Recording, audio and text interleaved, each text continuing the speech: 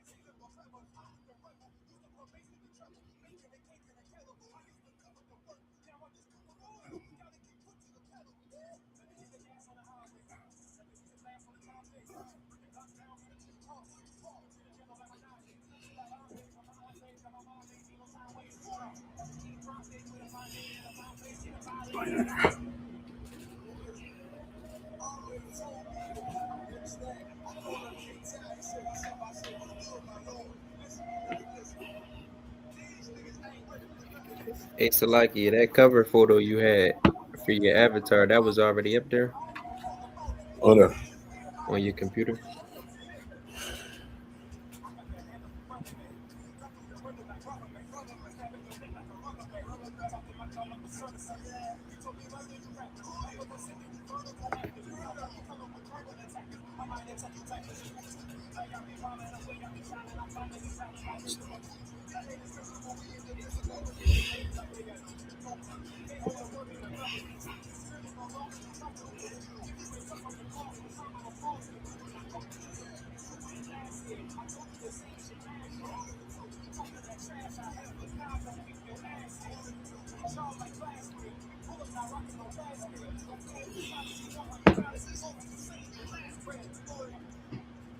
All right, all right, all right. We in the building. That's right. We in the building. We in the building. Hold on one sec. Let me get her out of there. Let me get her. All right. Slovakia. All right, all right. Testing 1, 2. You can hear me? Say something. Can you say something? Like a rock. All right, I can hear you. Shalom or curse. Okay, so I got. All right, wait a minute. All right, tonight's class, right? Tonight's class is an interesting class. The class is why did Jesus came from the hood? Why did he come from the hood? Why are we saying he came from the hood? Why is it important that he came from the hood? I think it's important he's coming from the hood in a lot of aspects, but the Bible speaks clear about why. All right, and it deals with our captivity.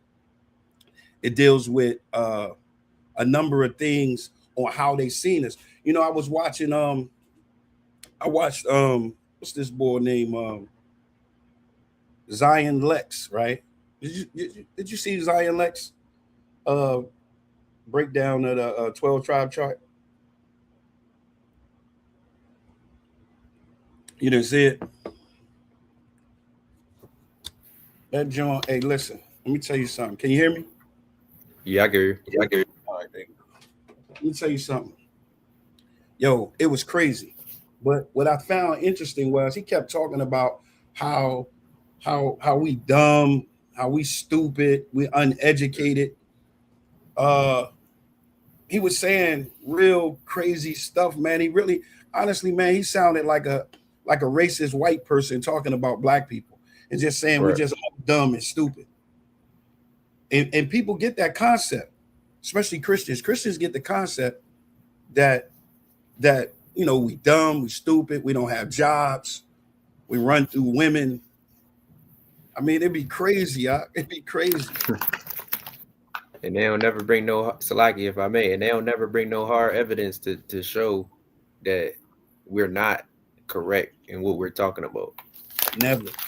But what we're gonna do is tonight, right? We're gonna actually show that Christ was from the hood, and not only was he from the hood, he was from a part of town where it would be considered the hood today. That's what it would be considered, the hood today. You know what I'm saying? And look, it's so important. I'm gonna tell y'all why it's important too. It's important to really understand where Christ's ministry began, and it's important to look at a map when you're doing it, because when you look at a map when you're doing it, you get a chance to see why he said certain things. Like, why did he run into a woman of Samaria? Why was he in Samaria when he said don't go out to the city of the Samaritan? Why was he there? You feel me? Why is, when it says one of the apostles is from the land of Canaan, I mean Salakia, that he's a Canaanite, Christians say that he's a Hamite. Have you heard that one? Con, sir. So this study tonight will help you see that. Now, Apostle Carlos supposed that came on because he said that you know, Christ was rich, and, you know, he had all this bread, and the wise men came with all his tons and loads of money, loads of gold, and he supposed that came on the night to show us, to tell us and show us. But of course, Apostle Carlos couldn't make it tonight, but he did make it clear that he will be here next week to show us how Christ was rich and had all this money, had all this bread. And he had like, he was sitting on all these, no, honestly, he was sitting on all these bars of gold. That's what Christ was sitting on. Salakia, if I may. Go ahead. I thought the scripture said he coming for the meek and the lowly. You know what I mean? Not the rich. You know what? He believed a Most High in Christ. You know, he believes in that prosperity teaching. He believes in that. But what we're gonna look at tonight is, look, check this out, guys. Check this out. What we're gonna look at is what Israel received. First of all, what they received as a promise, and look, we're gonna find out what part of Israel went into captivity first. Like, did a big chunk of Israel go into captivity? Like when the northern kingdom went into captivity, did all the northern kingdom go into captivity at once? Or was it in dispersed? Was it in different time periods? You know what I'm saying? And if it was, which one was first? So what we got tonight is, right, we got some maps we're gonna look at. We're gonna look at some maps first. And by we looking at these maps are important, because what these maps are going to show you is, number one, it's going to show you our inheritance. Number two, it's going to show you a lot of places, a lot of spots. You need to get your precept book out, because what it does is it's really going to show you exactly what was going on in Christ's ministry and why he said what he said in certain areas, in certain places. All right. So we're going to go ahead and get into it. This is what we're going to go to first. Genesis, go to Genesis 15 and 18. That's what we're going to look at first. Let me get over here. All right. So here we see Genesis 15 and 18. Hold on. It says, you got that, Lagarab? Khan. It says, in the same day, the Lord made a covenant with Abram, saying unto the seed, have I given this land from the river of Egypt unto the great river, the river Euphrates? Right. So look, if you can see on the map, right, you get a chance to see exactly the massive amount of space that the Lord gave us. Like, think about it. This right here, that's Israel over there, right? But he gave us all of this, which you see, right? He gave, remember, it says from the rivers of Egypt, right, all the way over to the rivers of the Euphrates. So we had all of this, right? That's what we had. Now, like I said, you got brothers saying that the king was rich, right? Look, go to Leviticus 12 and 8. You can see it on the board, right? This right here is something that we look over. It's something that we look over in the scriptures. This is where we're going to start at. We actually going to start where Mary was actually giving birth to the king, giving birth to the Messiah. And when she gave birth to the Messiah, if you look at Luke 2, right down the bottom, Luke 2 and 23, can you read that first? Khan says, as it is written in the law of the Lord, every male that openeth the womb shall be called holy to the Lord. Mm-hmm. And to offer a sacrifice according to that which is said in the law of the Lord, a pair of turtle doves or 2 young pigeons. Okay, so this is exactly what Mary gave. But this is what someone would give if they did not have the finances, the money for a lamb, just right. As well. Because when you look at the actual law in Leviticus 12 and 8, can you read that? This shows that Mary and them was not rich. This shows that they didn't have a lot of money, because for some reason he believed that Christ had a lot of money. A lot of these prosperity teachings teach that Jesus Christ was rich, right? So in Leviticus 12 and 8, it says, go ahead. And if she be not able to bring a lamb, then she shall bring 2 turtles and 2 young pigeons, the one for the burnt offering and the other for a sin offering. and the priest shall make an atonement for her, and she shall be clean. So this is what one would give when they don't have those finances. We don't have the bread like that. But he says Christ was rich, right? This is a teaching that's out there, that he was wealthy and he was sitting on all his bread. Well, let's check this one out. This is 2 Corinthians 8 and 9. You got it. It says, for ye know the grace of our Lord Yahushua Mashiach, that though he was rich, though he was rich, yet for your sakes he became poor, that ye through his poverty might be rich. It says through his poverty might be rich. What does all of this mean? Why is Christ? Why do you have to come from the hood? Why? Right. In order to really understand that, number one, look at the condition that Blacks, Hispanics, and Native Americans are in. You know, you don't expect for the truth to come from the hood. You just don't. Especially coming from the hood. You don't expect it. You don't expect it. One of my teachers that when I was a Christian was people like James White. And it was another dude, his name was Stanley something. He used to come on Sundays. And I was prone to their type of teaching.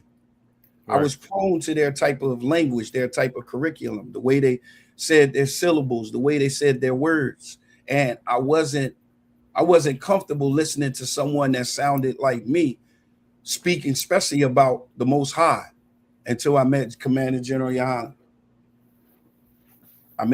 When I met Commander General Yohana and I heard him speak, I was like, I heard a different type of love. I heard a love that only a Black, Hispanic, a Native American could actually receive. Right. It was that type of love. I never heard that type of love before. So, Concert. Go ahead. And if I may, also, like, just hearing the way that Commanding General Yohana speaks, it comes from a place of pain. Right. You feel me? It comes from a place of going through these things. So it's like, how could Christ teach just a message if he didn't go through it? Exactly. That's one of the reasons why he had to be made just like his brethren, so that we could understand what he went through, and that we could actually, let's pull that real quick. Let's pull that precept. Let's pull that. That's in Hebrews 2 and 16. No. Yeah, it's Hebrew. Because that's important. That's important. That's really important to understand that Christ had to be made just like his brethren. Just like his brothers.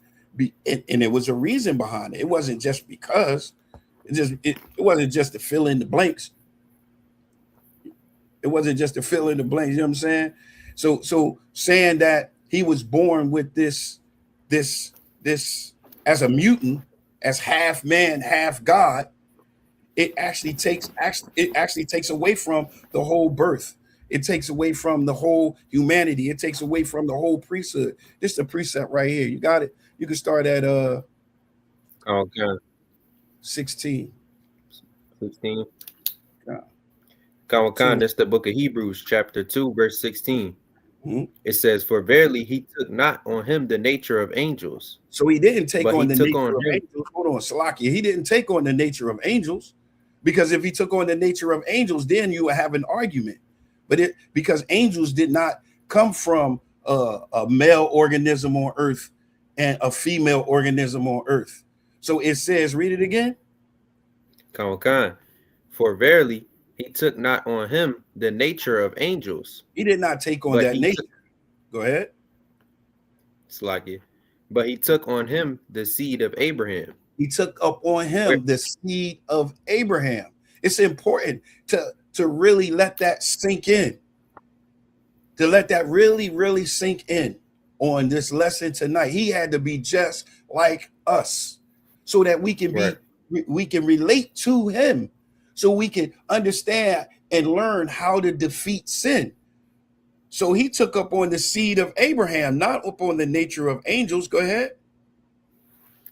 Con. Wherefore in all things it behooved him to be made like unto his brethren. So it says it behooved him in all things. All things, not some things, but all things. That means that a male and a female, Joseph and Mary, had sex, and it behooved him to be made just like his brethren. It doesn't say in some things. It doesn't say in half things. It says in all things. One more time. Con. Wherefore in all things it behooved him to be made like unto his brethren, that he might be a merciful and faithful high priest. This is how he can be. This is how he can be faithful. This is how he can be merciful. He can't be faithful and merciful if he's like Superman, or if he's a hybrid. How could he be faithful and merciful, high priest in things that pertain to the Most High? Go ahead. Con. To make reconciliation for the sins of the people. And you know who the people are? The 12 tribes of Israel. We're going to show that too. Go ahead. For in that he himself have suffered being tempted, so he is able to secure. He was tempted. If he was tempted and he was a hybrid and he defeated the sin, that's not helping us. That's not helping. That's not helping me. That's not helping blacks, Hispanics, and Native Americans. If he was tempted and he overcame and he was like Superman, when I'm watching Superman and he gets shot and he walking through the bullets and all that, that ain't a big deal to me. He's Superman. He wasn't made like me. Read that one more time. Con. It's the book of Hebrews, chapter 2, verse 17. Wherefore in all things it behooved them to be made like unto his brethren, that he might be a merciful and faithful high priest in things pertaining to God, to make reconciliation for the sins of the people. For in that he himself have suffered being tempted, he is able to secure them that are tempted.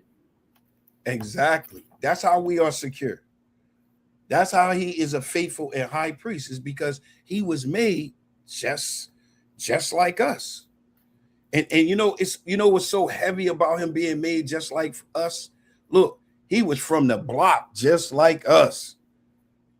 He was from the block just like us. So the first thing, the first thing, like I told y'all, we're going to do is we're going to look at these maps, right?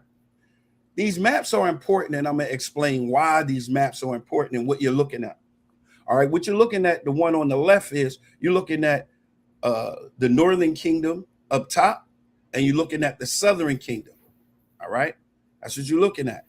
But then by the time you get over here to the map to the right, you'll see this is during the time of Christ. So this is like 1,000 years later, a little over 1,000 years later. And guess what? Now things look a little different. They look a little different. Look, you got Samaria, you got Galilee.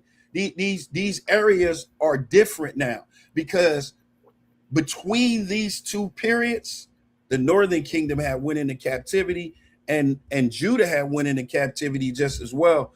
But all of Judah didn't come back from captivity. I don't know if y'all familiar, but you have the northern kingdom and you have the southern kingdom. It's very important for me to show you these maps. All right. So we're going to zoom in now on the map from the time of Christ. If you got any questions, you can jump in. If you got anything you want to add, you could jump in. Now, Galilee, if you see this circle right here on the one on your left right here, that half circle, and then you see it blown up, that's Galilee right here. That was the only thing left during the time of Yahushua. It was right there of the northern kingdom. That's it. All of the, so like, yeah. Go ahead. So the rest of the northern kingdom, they was left in Galilee.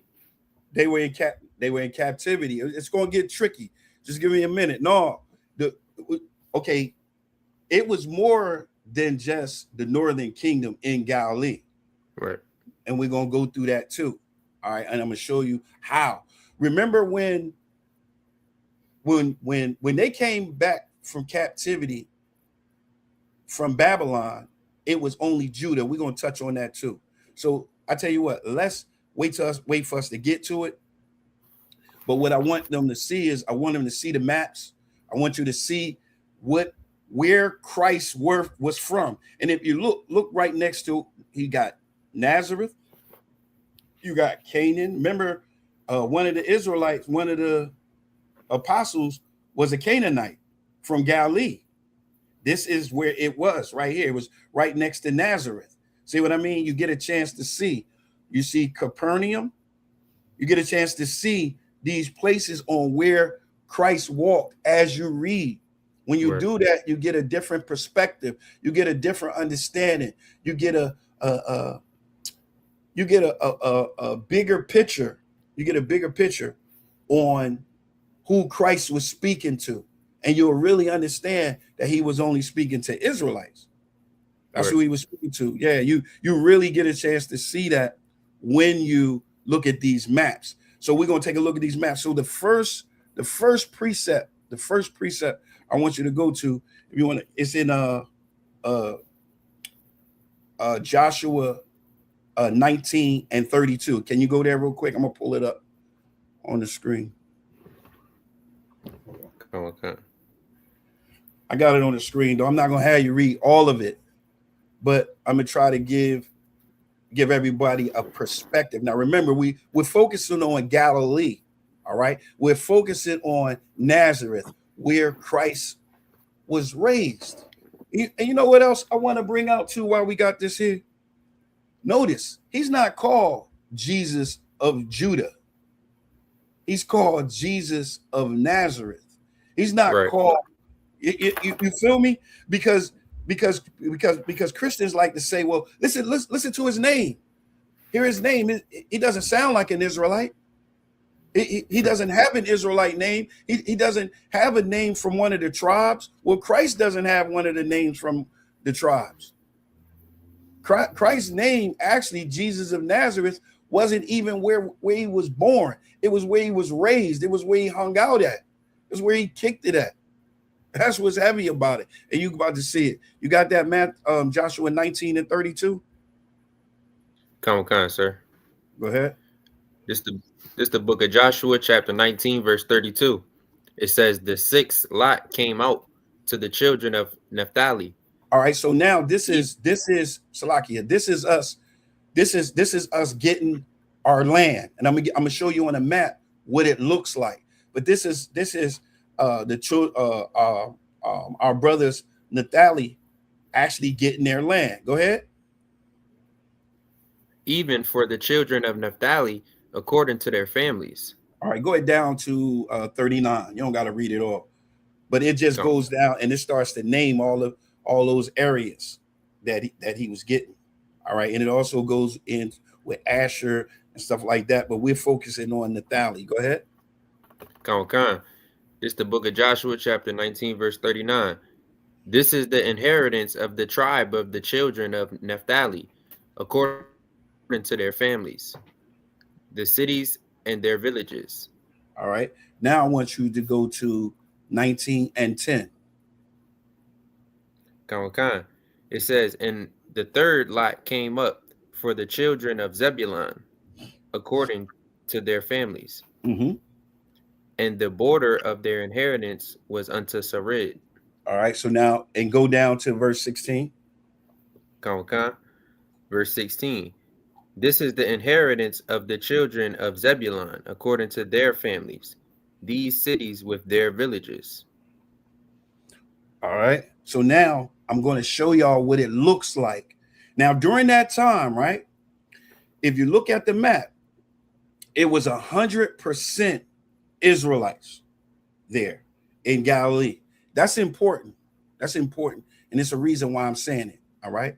But this was around 1200, between 1200 and 1050 BC.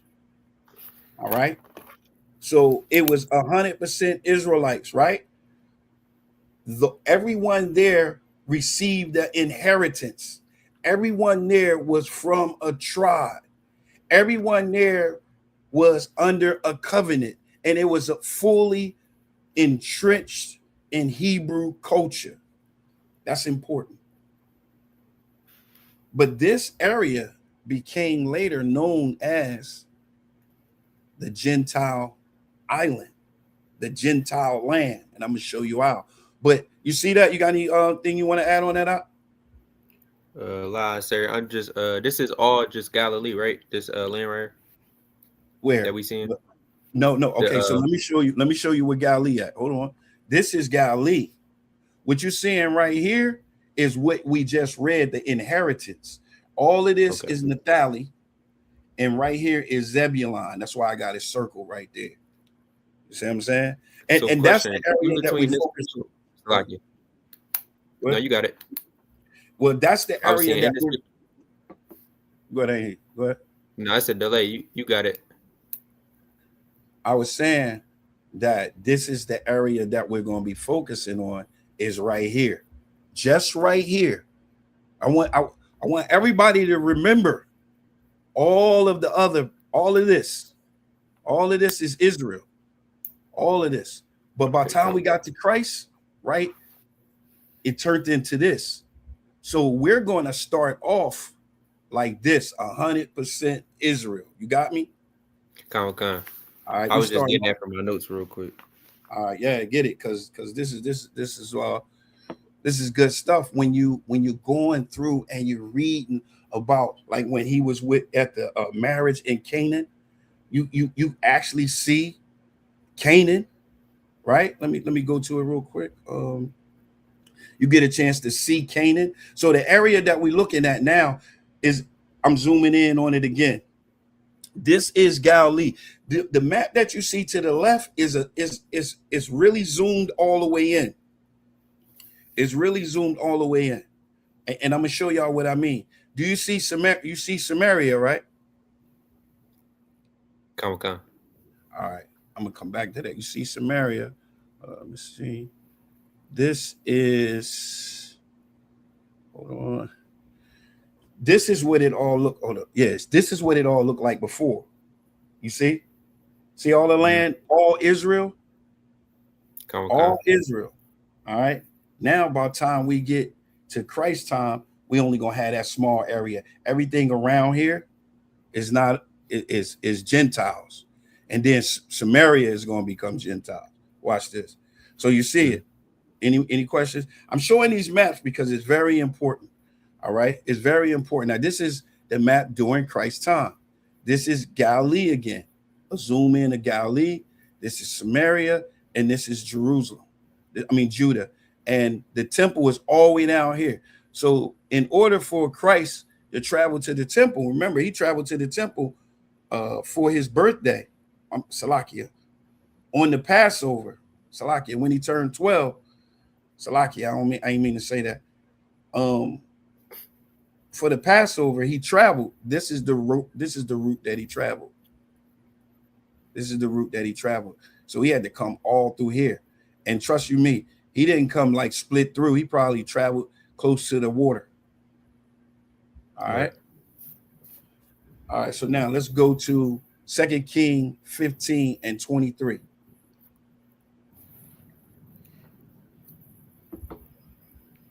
Okay.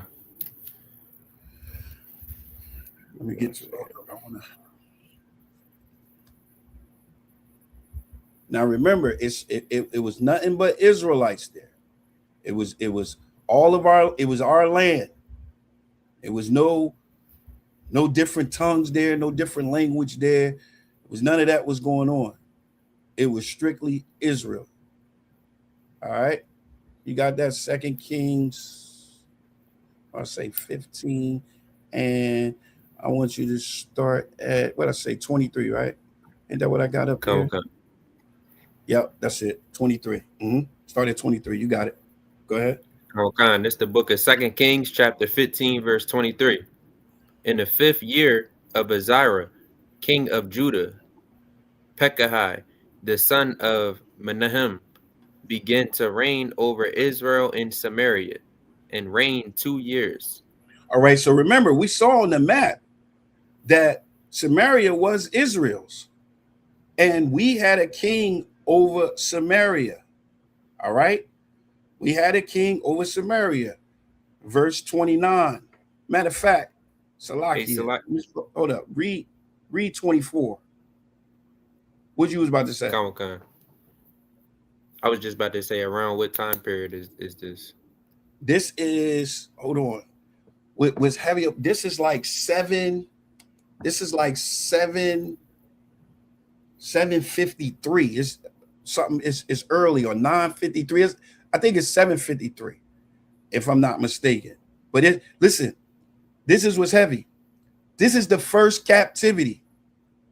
I want everybody to understand right here what's getting ready to happen. This is the first captivity. This was the first piece of land.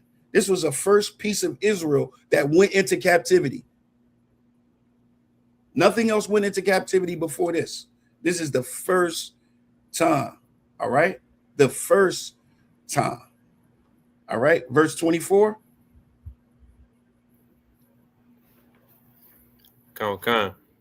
And the king of Assyria brought men from Babylon, and from Kuta, and from Ava, and from Hamath, and from Sepharvaim, and placed them in the cities of Samaria instead of the children of Israel. So what did he do with the children of Israel?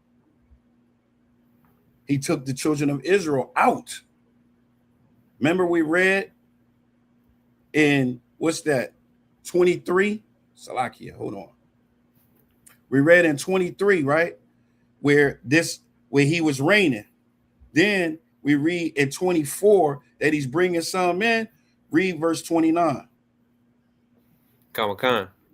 In the days of Pekah, king of Israel, came Tiglath-Pileser, king of Assyria, and took that's an Ijon, and Ablethmaachah, and Jonah, and Kadesh, and Hazor, and Gilead, and Galilee, and the land of Naphtali, and carried them captive to Assyria.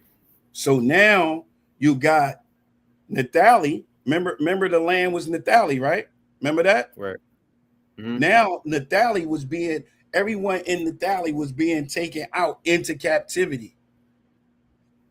This was the first captivity. Look, Israel was taken out. Naphtali was taken out. Zebulun was taken out, and non-Israelites was brought in. You know how you be hearing different nations say, well, we got our records, and we got this, and we got that, and yada, yada, yada. Well, they got those records and stuff because of they were placed in that land. Hold on, let me 2 Kings 17. Hold on. Are you familiar with that? Like when other nations say they got records of certain things? Right. I'm a little familiar, not too much. I've heard a Christian or another nation say that at a point in time, but I mean, it doesn't really prove too much. All right, so I'm gonna bring up. Hold on, Salaki. I'm gonna bring up. Go to 2 Kings 17. I'm shooting from the hip, going out of this for a minute, and we're gonna go down to verse.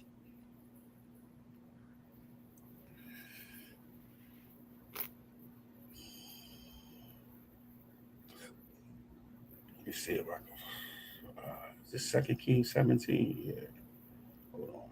But no, this 18. I knew something was wrong. Hold on. We're gonna go down to.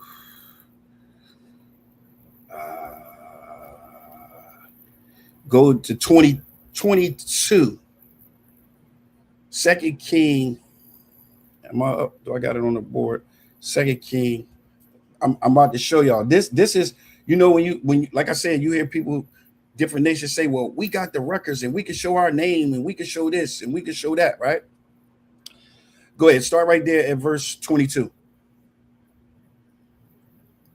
Come on. For the children of Israel walked in all the sins of Jeroboam, which he did. They departed not from them, until the Lord removed Israel out of his sight, as he had said by all his servants, the prophets. So he, in other words, is saying he was, out of Salakia, he was warning them. That's why it says, as he has said by all his servants, the prophets, because he's been saying it and warning you and warning them, right? So he says, go ahead. Salakia, this still chapter 15? No, this is actually 2 Kings 17. It's the same event. You about to see it's the same thing. Okay. You said go down to verse. Keep going. Now listen, it was different deportations. Let me just say this. It was different deportations. It wasn't all just once. That's why I'm saying just one part was taken out first. Naphtali was taken out first. Galilee was taken out first. Nazareth, all of that, the Canaan of Galilee, all of that, Capernaum, all that was taken out first. All right. But I'm just showing you the people that he brought in and how they have records, how this woman that's not an Israelite says, the woman at the well says, our father Abraham worshiped at this well. Well, where's she getting this information from? This is what I'm going to show you. All of this is tied into Galilee. Go ahead. Keep going. 23. You read 23, right? I didn't finish. It said, so was Israel carried away out of their own land to Assyria unto this day. Keep going. And the king of Assyria brought men from Babylon and from Cuthah and from Ava and from Hamath and from Sepharvaim and placed them in the cities of Samaria instead of the children of Israel, and possessed Samaria and dwelt in the cities thereof. So that's why when Christ was talking about not going into the cities of Samaria, because this had taken place. But it gets even heavier. Keep going. Khan. And so it was at the beginning of their dwelling there that they feared not the Lord. Therefore the Lord sent lions among them, which slew some of them. Wherefore they spake to the king of Assyria, saying, the nations which thou hast removed and placed in the cities of Samaria know not the manner of the God of the land. Therefore he hath sent lions among them, and behold, they slay them, because they know not the manner of the God of the land. So you see what's going on, then right? The king Hold on. You see what's going on? All right, go ahead. You familiar with this now? Salaki, say it again. I said you familiar with this now? Yeah. All right, keep going. About what's going on, yeah, All right. It says, wherefore they spake unto the king of Assyria, verse 27. Then the king of Assyria commanded, saying, carry thither one of the priests whom ye brought from thence, and let them go and dwell there, and let him teach them the manner of the God of the land. All right, so you see what's going on. They're actually being taught. They're actually being taught by Levites. They're actually being taught by Levites how to fear the Lord, how to follow our commandments, how to follow our laws, how to follow our sacrifices. Keep going. Then one of the priests whom they had carried away from Samaria came and dwelt in Bethuel and taught them how they should fear the Lord. All right. So you get how be it. Oh, it's like that's the why. That's the why. So you get a chance to see. This is why the conditions is going to change dramatically. Remember, we at the point right now where we're looking at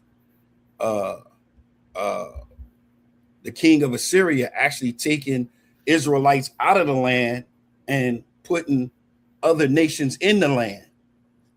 You see, that's important. Right. That's important because, first of all, we don't all dwell together like that.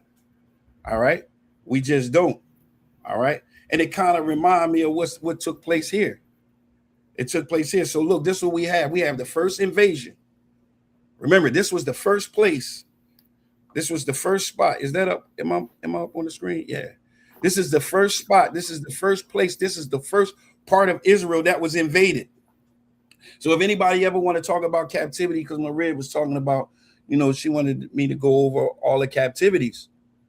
Well, I just happened to stumble on the fact that where our king was raised, Jesus of Nazareth of Galilee, that was the first area invaded. That was the first area that it was a deportation that took place, meaning Israelites was taken out into captivity. This is the first place that it was a replacement where other people are coming in and being us. This is the first place. Now you got foreigners that's brought in from Assyria that's thinking with Assyria policies. And you're going to see, if you read 2 King later, you'll see that, of course, they went in and did their own thing. But this is why it was called Galilee of the nations. This is why. It's because other nations was brought in. We were taken out and other nations was brought in. You got anything you want to add up? Sir. It just kind of proves the point of why the stories are told the way they're told and why Christians don't truly understand the Bible. Right. Because think about it, if it's showing that oppression been going on for our disobedience and it's just repeating itself, I mean, I don't understand why it's so hard for them to see that in full spectrum. You know what I mean? Yeah, con. Listen, this is why what was going on in Samaria and what was going on in in the region of Galilee and North Israel. This is why Christ said in Matthew 10:5. Let's get that. Matthew 10:5. I actually got that. Matthew 10:5. I'm gonna pull it up. When you go to Matthew 10:5, this is why he said this. Remember, he said this right here. Go ahead, you got it. Con. These 12, this is the book of Matthew, chapter 10, verse 5. These 12 Yahushua sent forth and commanded them, saying, Go not into the way of the Gentiles, and into any city of the Samaritans enter ye not, but go rather to the lost sheep of the house of Israel. That's why he said it. So go ahead. What you about to say?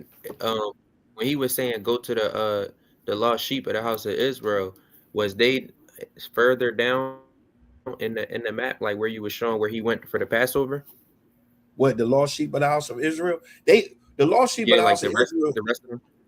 Right. We had areas in Galilee where we were more dominantly at, but we also, when you talk about Samaria, though, Samaria was more flooded with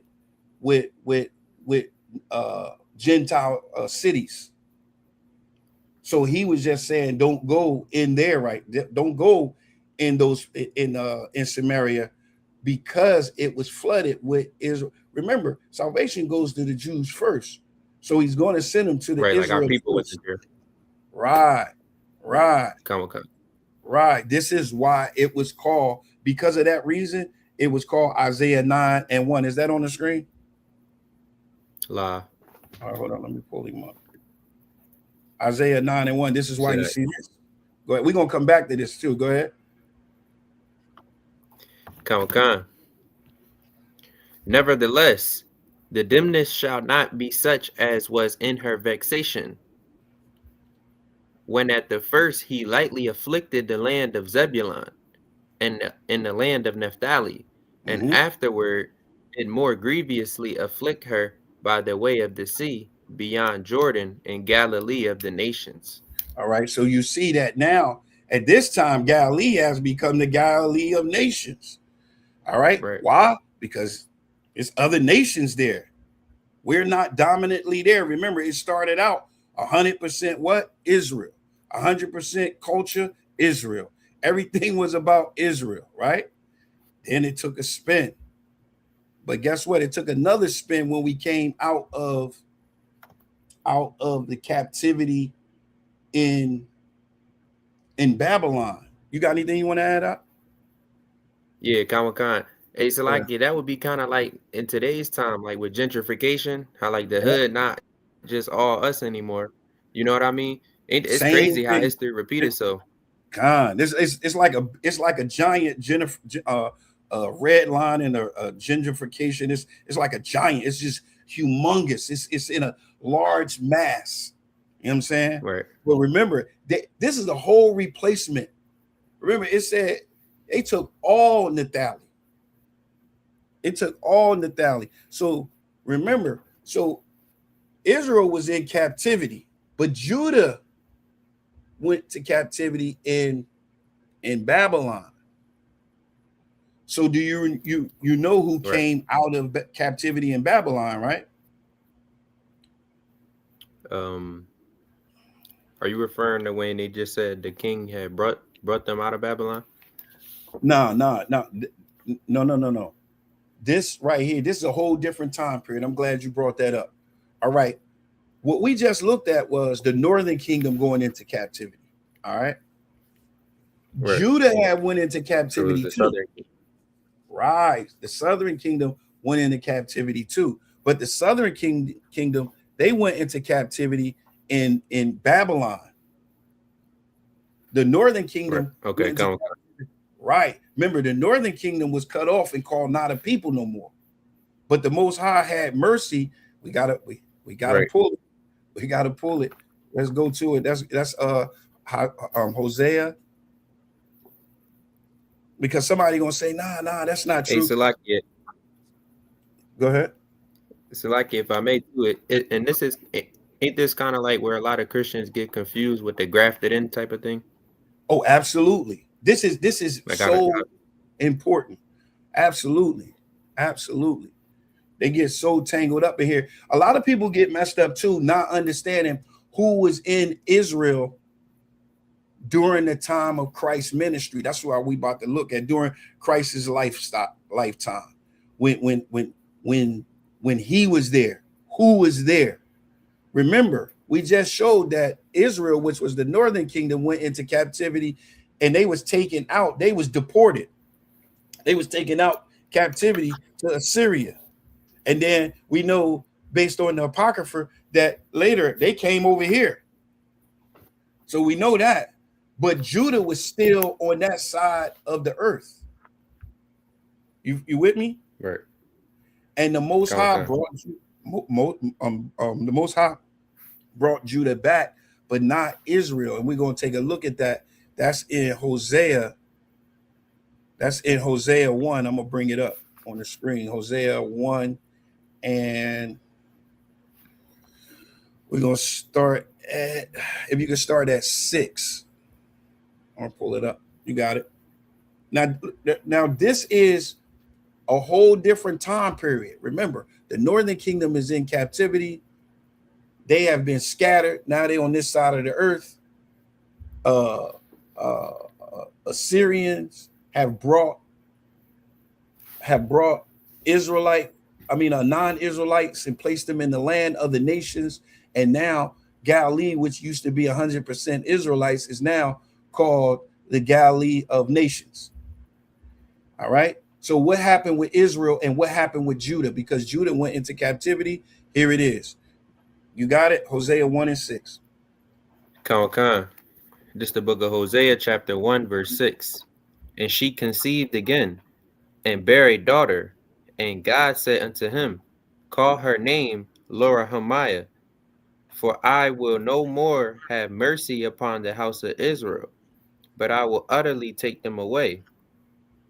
So he said he will no more have mercy on the house of Israel.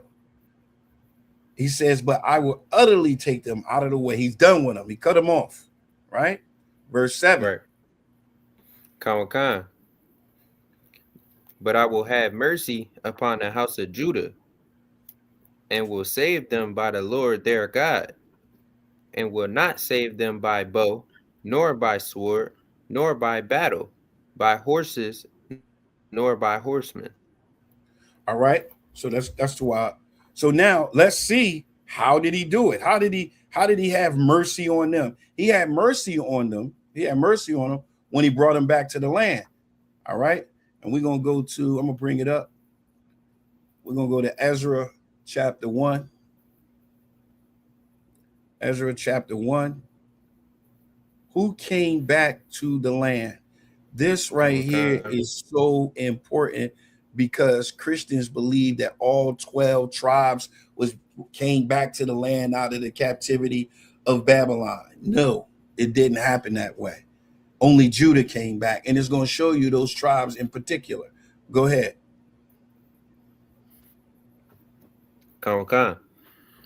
Now in the first year of Cyrus, king of Persia, that the word of the Lord by the mouth of Jeremiah might be fulfilled, the Lord stirred up the spirit of Cyrus, king of Persia, that he made a proclamation throughout all his kingdom, and put it also in writing, saying, Thus saith Cyrus, king of Persia, the Lord God of heaven hath given me all the kingdoms of the earth, and he have charged me to build him an house at Jerusalem, which is in Judah. So remember, this is dealing with the Babylonian captivity. So the only ones that went into the Babylonian captivity was Judah. Keep that in mind right here. I'm circling it. Judah. And here it is. Here's the proof. This who came out. Verse 5. Then rose up the chief of the fathers of Judah and Benjamin, and the priests and the Levites, with all them whose spirit God had raised up to go up to build the house of the Lord, which is in Jerusalem. So these are the tribes. These are the dominant tribes. This is the southern kingdom: Judah, Benjamin, and Levi. I'm not saying none of the northern kingdom went up too, but what we're saying covenant wise, the Most High only had Judah still under his mercy. Israel wasn't under his mercy. So the ones that went back to Judah, went back to Israel, was the southern kingdom: Judah, Benjamin, and Levi, which were called the Jews. All right, you got that? Anything you want to add on that? No, I'm just taking. Can you go back for a second so I get that last scripture? No sweat. Do I?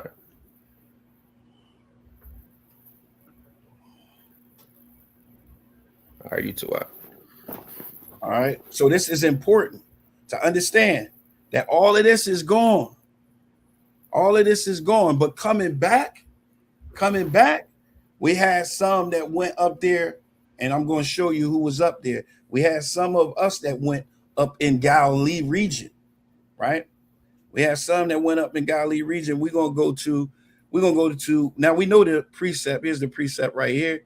It's Deuteronomy 7:3. Neither shall they make marriages with them. Talking about the other nations. We should not make marriages with the other nations, or with their daughters or with their sons, nor with his daughters, or shall we take unto thy son. I mean, their daughters shall we take for our sons. So there's no intermixing. There's no marrying other nations, right? Right.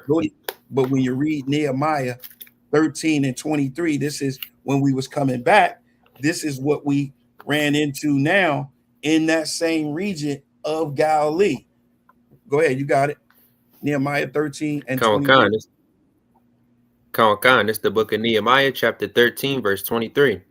It says, In those days also saw I Jews that had married wives of Ashdod, of Ammon, and of Moab. Keep going. 24. And their children spake half in the speech of Ashdod, and could not speak in the Jews' language, but according to the language of each people. So now this is what we're dealing with. Now in Galilee, we got a mess up here now. Now it's just a mess. You got other nations, you got other languages, other tongues, you got Israelites speaking other languages, because they was marrying other nations. It's just a mess. It's just a mess. So now what we have to do is we looking at what's going on up there in Galilee. All right, up in that region of Nazareth, right? So now what do we have? I'll show you what we have. One sec. I told you we're going to deal with a lot of maps. So what we have now is we have Israelites that were still there, living among foreigners, language altered, culture diluted, and Israelites living among Gentiles. That's what we have now here in Galilee. That's what we got in Galilee. So because of that, and now you have Israel. Let me show y'all something. Let me see if I can pull up. I'm going to go here. Here we go. Look, check this out, right? The distance from Nazareth to Jerusalem, or Nazareth, Galilee, Jerusalem to the temple, is approximately about 65 to 70 miles, right? Traveling there would take about 3 to 5 days on foot. All right. But I want you to look at the distance here. The distance here. All right. So it wasn't, Christ didn't live or go and start preaching to the rich. He didn't go to Jerusalem and start trying to get them together and get his disciples and his apostles from there. He got them from around his way. He got them from around the way. He got them from the hood. He got them from the block. He got them from where he was from. He got them from this area where there was Israelites still there. He got them from among where the foreigners and where the language was altered and the culture was diluted. That's where he got them from. All right. And this is how they thought of us. This is how they thought of us. You can read that up there, right? But what you can get a chance to see, but what you're going to get a chance to see is, who did he get? Who did he call? Did he go to Jerusalem and call those that are high esteem? No, he called them right around the way. And I got the map here so you can see that all of his disciples, the majority of his disciples, his apostles, they was all from the Galilee. Go ahead, Ak. Khan. This is the book of John, chapter 1, verse 44. It says, now Philip was of Bethsaida, the city of Andrew and Peter. All right. John 21:2. And you can see it. I'm just showing them on the map as you're reading. Go ahead. John 21:2. There were together Simeon, Peter, and Thomas, called Didymus, and Nathanael of Cana and Galilee, of the sons of Zebedee, and 2 other of his disciples. Matthew 4:18. And Yahushua, walking by the Sea of Galilee, saw 2 brethren, Simeon called Peter, and Andrew his brother, casting a net into the sea, for they were fishers. Matthew 4:19, it says, and he saith unto them, follow me, and I will make you fishers of men. So just peep that. All of them is from around the way. He didn't go down to Jerusalem and go down to the temple and try to fish out a rabbi or try to fish out a Pharisee. He fished out his brethren, those that was right around him, those that was among the Gentiles. Okay, Khan, this is how you fish out. Christ was teaching you how you fish out Israelites among other nations. Go ahead. What you got? No, Salaki, I ain't had no question. Yeah. I ain't had no question. Okay, Khan. So now let's see how they looked at the Galileans. How did they look at Christ? How did they, what did they think of those that was in that region? What did they think? Because remember, there's a nice distance between the elite and where Christ lived and where Christ was from and where the apostles was from. Right. I mean, it was a nice little space there. It was a financial gap and everything, poverty, poor, all of that. it was a very serious gap there. There was a very serious gap. So let's see, how did they look up on Yahweh Shai? If you go to Acts chapter 11, Acts chapter 1, right? Acts chapter 1, verse 11, it says, go ahead. Just to show, matter of fact, you don't even got to read verse 1, because it just shows that these men were of Galilee when they were looking up at Christ. And they said, which also say, this is the angel said, ye men of Galilee, why stand ye gazing up into heaven? So they were from Galilee. But look what they said in Acts chapter 2 and verse 7. Go ahead, you got it. Come. And they were all amazed and marveled, saying one to another, behold, are not all these which speak Galileans? So why are they saying that? If these are Jews, like, go ahead. Go ahead, you got it.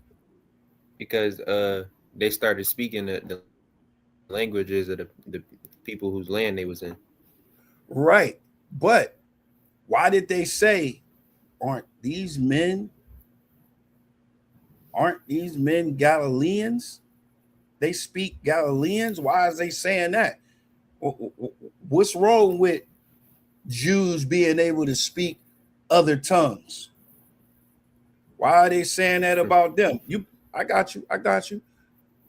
This right here is this right here in John 1 and 46. This is Nathanael. So Nathanael lived there. He lives in Nazareth. Go ahead, read that out. Come. And Nathanael said unto him, can there any good thing come out of Nazareth? Philip saith unto him, come and see. So he's saying, look, can anything come from that? Anything good?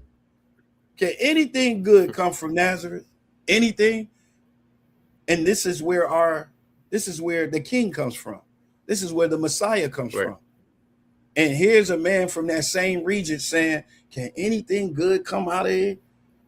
Man, that sounds so, that's so us. That's so us right here. I was just about to say that. Like, that's like brothers that move out the hood, get a nice crib, and they be like, yo, can anything good come out the hood? You know what I mean? They just start to look totally different on it. Yeah. No, you got it. I was just saying they just start to look different. Yeah, but and those that's right in the hood can still see, because they get, look, when I became an Israelite, right?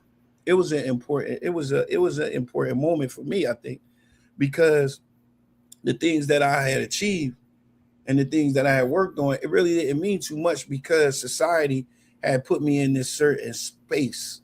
They had me in this certain space, and they spoke about me in this space this way. And even though I achieved some things before I realized I was an Israelite, I believed those things. You know what I'm saying? Even as a child growing up, my mom, my grandmother saying different things that stuck with me, and the world saying different things that stuck with me. So I had that same feeling too. I didn't believe anything good can come out of Southwest. I didn't think anything good could come out of Southwest. Actually, we like amazed when somebody make it out the hood. Like if somebody make it in the rap world, we just amazed, like, yo, wow, blah, blah, blah, such made it. Because we like, man, can anything good come out of the hood? Can anything good come out of Southwest Philly? Crab to the barrel. You know what I'm saying? And that's what type time he was on. Go ahead, John 7 and 52. Come. They answered and said unto him, art thou also of Galilee? Search and look, for out of Galilee ariseth no prophet. So when they even when they said that right there, they were saying that because, okay, it's two ways that they look at that. Some say that they were saying that because they was just being sarcastic and being smart, saying, but they was being sarcastic and being smart. But I thought they was being sarcastic and being smart from the aspect of the same thing. Can anything good? Is there a scripture to say that the Messiah is coming out of Galilee? That's what because the only reason why I say that is because Jonah was from Galilee. So there was a prophet that came from Galilee, and that was Jonah. But here they're questioning, can anything good come out of Galilee? And then it says, for out of Galilee ariseth no prophet, meaning the Messiah is nothing good is coming out of there. The same token, the same thing, right? But this is why they were saying from Galilee.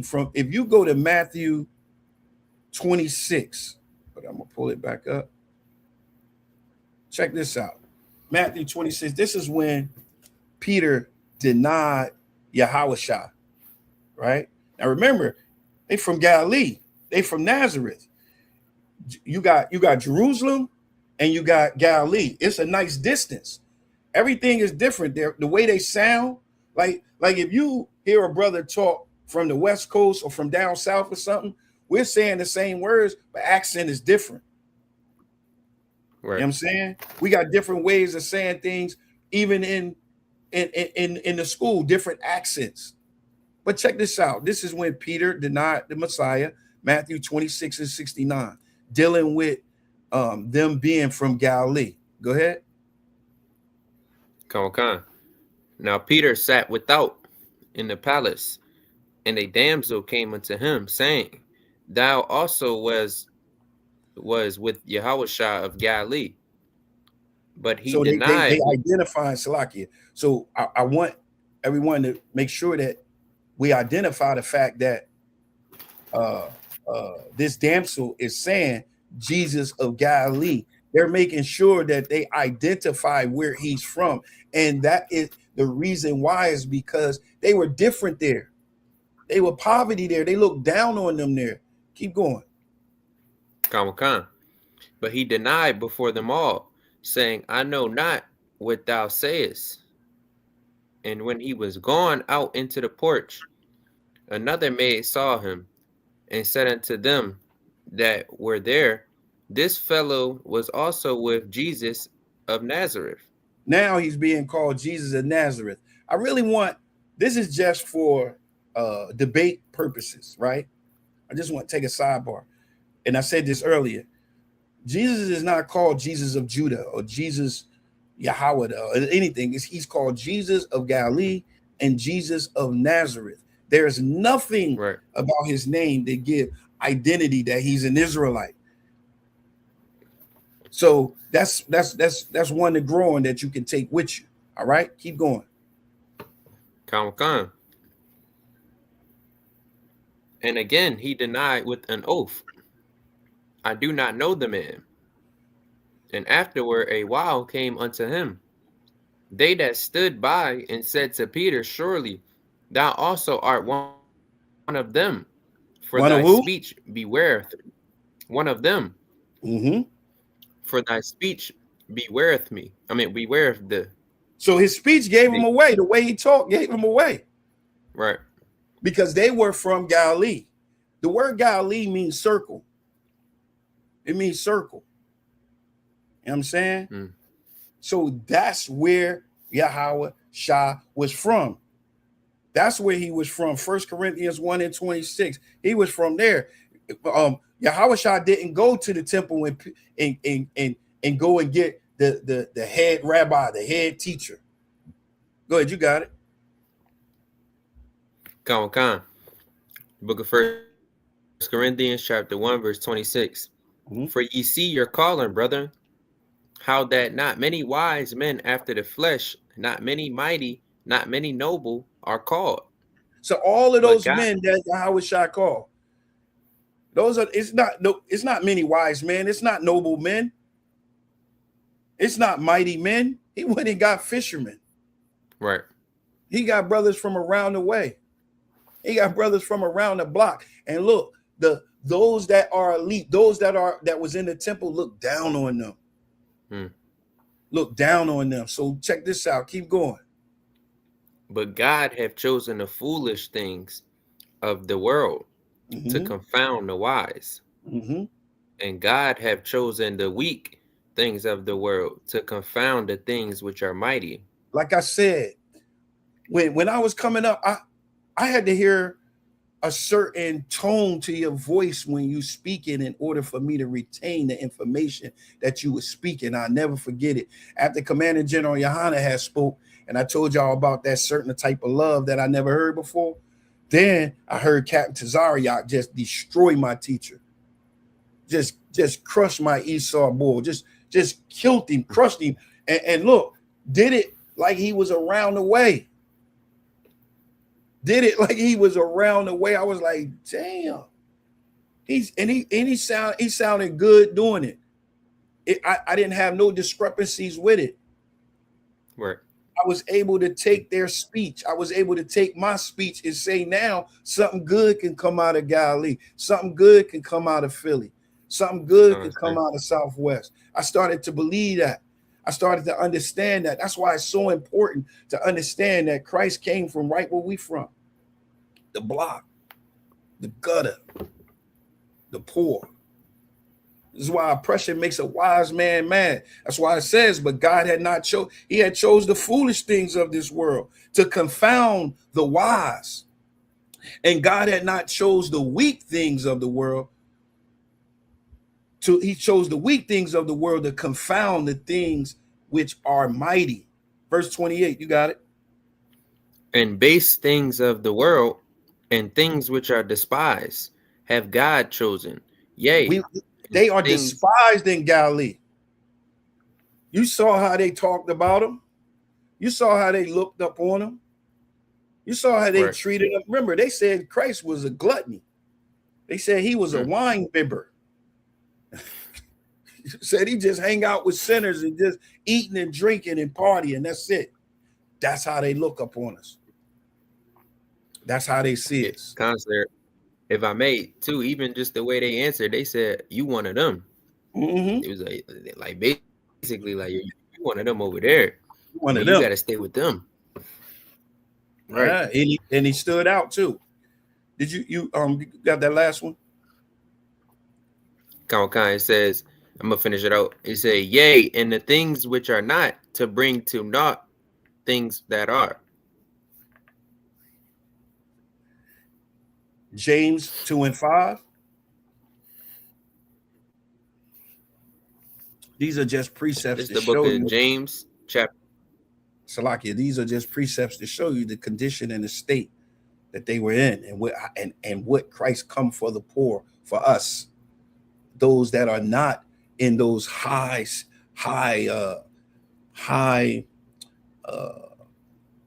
societies. You know what I'm saying? Go ahead. Counselor and Salakia, if I may, too. Mm-hmm. How else would the people be able to reign with Christ if they suffer with him and go through what he went through, like in the same oppression sense?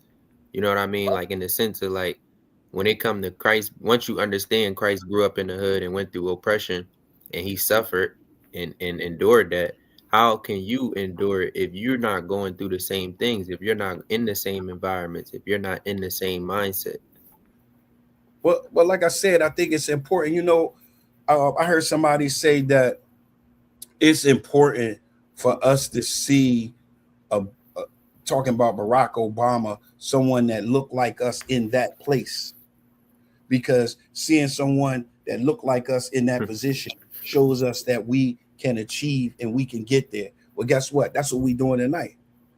We're showing you that Yahushua, the king, the greatest man that was ever born on this planet, was born in poverty. He was born in a low state. He was born, he became poor. He came from a place just like you. That's what he did. That's important. That's important. All right. That's so vital. But in closing, right? I'm going to get right. In closing, I'm going to show y'all that Christ actually, his ministry, and he began, let's, you know what? I'm going to come out of the slide for a minute, right? We're going to go to Matthew 4. Because I'm going to show him something, right? Go to Matthew 4. Are you familiar with Matthew 4? Matthew 4. You are? Okay. Go ahead. What would you say? Let me start at 1. No. You don't, no. Start at verse 1. No, not yet. What I want to show them is, look, I want everybody to see in Matthew chapter 4, right? This is Christ, Jesus going into the wilderness to be tempted by Satan. You can see it in verse 1. It says, then was Jesus led up of the spirit into the wilderness to be tempted of the devil. So this is actually happened, and it took 40 days and 40 nights, right? After he was tempted, you can pick it up at verse 12. Come on. Salaki. Book of Matthew, chapter 4, verse 12. It says, now when Yahushua had heard that John was cast into prison, he departed into Galilee. Remember, think about this is where he's from. Think about it. Into Galilee. Go ahead. And leaving Nazareth, he came and dwelt in Capernaum, which is upon the sea coast. Which is upon the sea coast in the borders of Zebulun and Naphtali, that it might be fulfilled, which was spoken by Isaiah the prophet, saying, the land of Zebulun and the land of Naphtali, Nephthalim, by the way of the sea beyond Jordan, Galilee of the Gentiles. Salakia. Of the what? Of the Gentiles. Right. So here is saying that this was a fulfillment when Christ went into the to the Galilee of the Gentiles. So let's see where that come from. People where this come from right here. Hold on. I'm gonna remove that. Bring that down. Bring her back. This is the fulfillment of that precept right here. It comes from Isaiah 9. I told y'all we was going to pull it again. Go ahead. You got it. Isaiah 9:1. Khan. Nevertheless, the dimness shall not be such as was in her vexation, when at the first he lightly afflicted the land of Zebulun and the land of Naphtali, and afterward did more grievously afflict her by the way of the sea beyond Jordan and Galilee of the nations. Keep going. The people that walked in darkness have seen a great light, that they dwell in the land of the shadow of death. Upon them have the light shine. So you know what that light was? That was the Israelites that was in that region. That's who the people saw great light.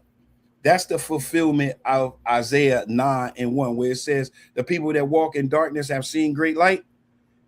The people that saw that great light that was in that region, we see it. Those was Israelites. Those was Israelites indeed. Remember, there was other nations that was there. And Christ went to fish out the lost sheep of the house of Israel. All right. Right. All right. You got any questions? Well, I'm gonna tell you one thing when I was studying that, what stood out to me that was big in that it was the first part of the captivity. I always wanted to know what part went into captivity first, like what actual part, not just the northern kingdom. So we see that it was Naphtali. It was all the way up top. They started moving them out. And it's like, if I may, this kind of also clears up the Gentiles too, right? A little bit, like absolutely. In the sense of showing how Israelites could be Gentiles. Yeah, and they could be in the land, and how you fish out Israelites. Remember, and that one in John 1, when you go to John 1, this is the reason why he said that. Hold on, let me go to it. The reason why he said, let me pull it up real quick, and then we're gonna close out on that. I'm gonna go to John 1, and I'm gonna pull it up on the screen. I'm gonna start at 1 and I think we can start at 43. You see it? I ain't come up just yet. All right, hold on. You said what was the scripture again now? John 1:43. And look, the reason why I'm pulling this is because I'm showing you the mentality. Remember, there's other nations there. All right. Right. Other nations that's all around there. And Christ is going to the Israelites. He's going to the Jews. He's not going to other nations and fishing out other nations. He's fishing out the Jews. So this is why this was said. You got it? Come on. All right, go ahead. The day following Yahushua would go forth into Galilee, and findeth Philip, and saith unto him, Follow me. Now Philip was of Bethsaida, the city of Andrew and Peter. Philip findeth Nathanael, and saith unto him, We have found him, of whom Moses in the law and the prophets did write, Jesus of Nazareth, the son of Joseph. Let me read on. And keep going. And Nathanael said unto him, Can there any good thing come out of Nazareth? Philip saith unto him, Come and see. Yahushua saw Nathanael coming to him, and saith of him, Behold, an Israelite indeed. A what? An Israelite indeed. That's why he said that, an Israelite indeed. Go ahead. In whom is no guile. In whom there's no guile. He's an Israelite indeed. This was not a heathen. This was not anything outside of Israel. Remember, he was going to the lost sheep of the house of Israel. And let me say this. When y'all read now, the woman from Samaria that was at the well, you can pretty much understand now why she was saying what she was saying, not being an Israelite, saying our father Abraham and all of that. Now you can understand why Christ said, you know not what you worship. Salvation is of the Jews. Okay. That's why he said that. He was checking her because she wasn't of Israel. Why? Because in those regions and in those areas, the king of Assyria brought all types of nations in that land. All right. Okay. So that's it on that lesson, on that class. I hope that y'all got something out of it. I think that it's important now that when you read now, just try it. Whenever anybody, when you read it about the Messiah and his actual walk, his actual path, his actual journey, look at the map. Maybe I'll do it next week. Look at the map. You'll really feel the impact of what he was saying and who he was talking to. All right. So I'm Officer 5000 Tasha Young. Go ahead, Lockerod. I'm Officer 50 Lockerod. And we'll be back next week with things that Christians say. I got you. We'll be back next week with things that Christians say. Next week, hopefully we'll have the boy Carlos on, and we'll go over this, and he can show us how Yahushua was rich. He was sitting on a ton of gold. All right, go ahead. You got it. Anything all right. No, you don't got to. I just wanted to say too. I think that kind of shows how brothers don't really understand.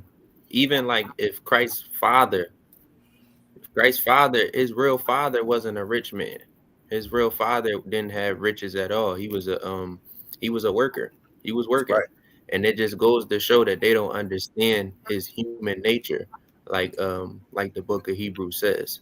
Hey, yo, this boy Carlos told me. That's all I got. This boy Carlos told me that that Peter had a fishing company, and he was importing, exporting all these fish, hiring people and firing people and giving people days off and doing ledgers. Where did they be getting this stuff from? Man, I'm trying to tell you. You know, when you in a heated debate, I'm just wondering where they be getting this stuff. Well, I think when you're in a heated debate and you got somebody in the corner like that, they'll just say anything. But wait till next week. He'll be on next week and he'll be saying it. Yeah, and we'll get a chance to Yeah, we'll get a chance to hear him say this, man. And it's, I kid you not, man. He's so serious. He's so serious about it, and he mean it. He means it. So man, they all do. They all believe they delusions. All right. Shalom, Yahweh, Shem Yahweh Shabbarakatah to the brothers. Shalom, Shema, Thumba, Shem Yahweh Shah to the sisters. The Water Israel. See you next week.